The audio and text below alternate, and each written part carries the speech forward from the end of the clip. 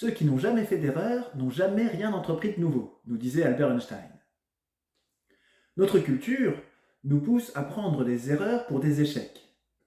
Ce qui fait qu'à la première difficulté, nous avons tendance à vouloir abandonner, même les personnes supposément intelligentes, de peur d'exposer leurs faiblesses. Cependant, les dernières découvertes en neurosciences tendent à démontrer qu'au contraire, aborder un problème qui est à la limite de notre compréhension, faire des erreurs, les corriger et avancer vers de nouvelles erreurs est la voie royale vers un meilleur apprentissage. Nous savons en effet depuis les années 70 que notre cerveau change quotidiennement.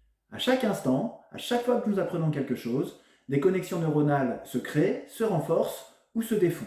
Donc si nous osons changer notre système de croyance, non seulement notre cerveau changera physiquement, mais notre corps aussi pourra être modifié.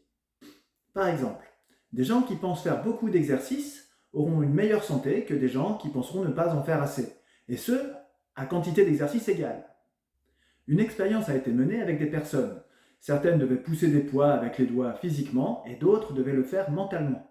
Après 12 semaines, à raison de 5 séances de 15 minutes par jour, ceux qui avaient réellement poussé les poids ont vu leur force physique augmenter de 53% contre 35% pour ceux qui avaient fait l'exercice mentalement.